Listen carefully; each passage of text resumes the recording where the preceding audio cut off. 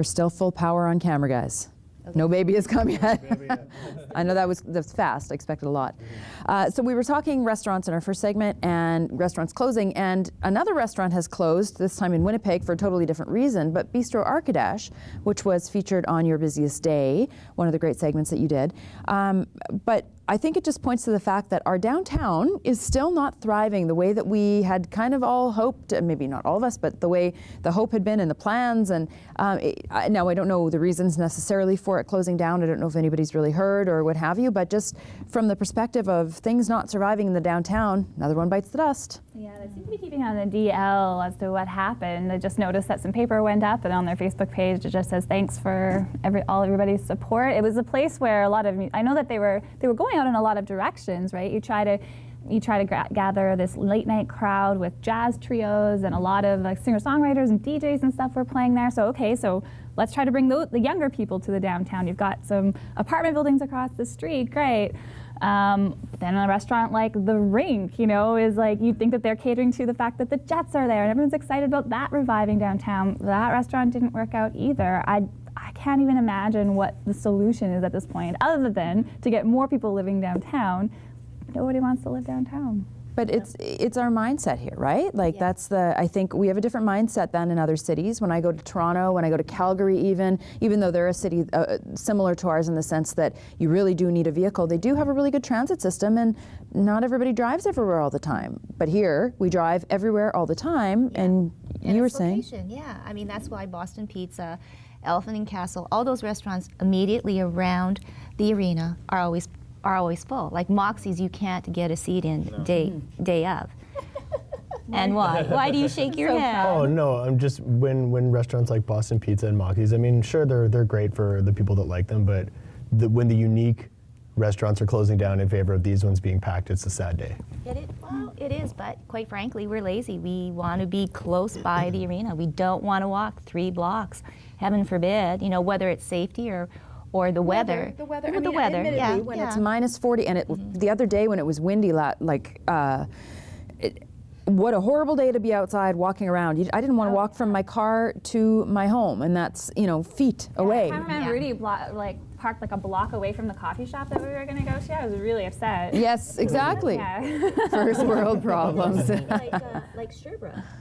It's buzzing. Like it's got these little pockets of great little places. And Furby is right next door, and there's a. I live on Furby. I know you live on Furby. I used to live on Furby. You used to too. I know, but I mean, I'm getting back to Arkadesh. I mean, they did a lot of things. They had valet parking, so when you went for dinner there at night, I mean, they did try they to would park your car for that. you, and they were doing all these things. Just Jazz was a great place, another hopping place for jazz.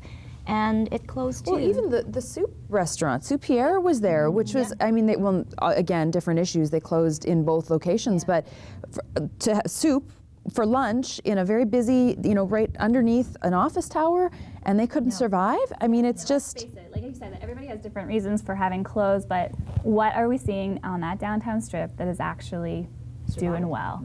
Who's going to say, oh yeah, business is great on Portage Avenue? Yeah, I mean, and there are surface parking lots nearby. You don't have to walk more than a couple of blocks. Like I know it is a mindset thing. We're very much a suburban kind of city where people go to the places that are near them in the suburbs, and because you can now, there's great little boutique restaurants in every neighborhood, so you don't have to go too far.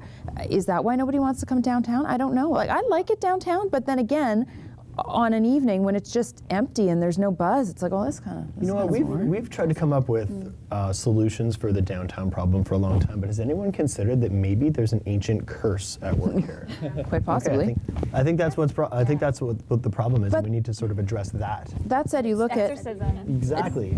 you look at the Exchange, which is technically downtown. You've got Hermanos, Corrientes. You've got that one grouping of restaurants owned by the same people, and they are wildly successful. I mean, try to get a table there. You do have to walk for that one. And you do. Right? So why? Well, there's a bunch of great places on Academy. There's a bunch of different pockets of goodness, even near more downtown. central, near downtown, but not quite right on Portage. Like, is this Is it the restaurants that we talked about, Moxie's and Boston Pizza? Is it because of the fact that because the Jets have been around now for about a year and a half almost? Is it because that they're almost considered part of the game day experience as well? Because Moxie's, yes, right inside MTS Center. Boston Pizza, I mean, that's where 1290 does their pregame show, and that's where Hustler and Lawless are. That's where you know what I mean. So it's like, well, if I go there, maybe I'll pick something up for the game. You know what I mean? Like something fact-wise that's just kind of coming out recently or whatever.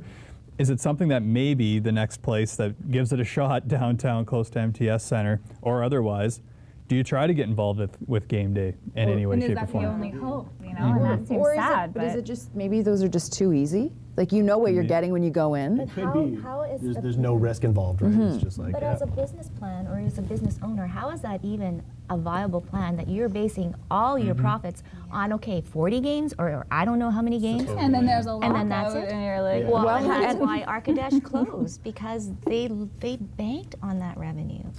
Well, they'll say that they didn't. They'll say that they didn't need the Jets because people were going to come downtown, and people just don't come downtown. Well, it'll be interesting to see when the new hotel goes up. And Yeah. apparently there's going to be a big restaurant, and it was in the paper, Bobby Matola, who owns Pizzeria Gusto. Yes. And it'll be kind of neat because it sounds like he wants to do different sort of like hawk stands. You were in Thailand.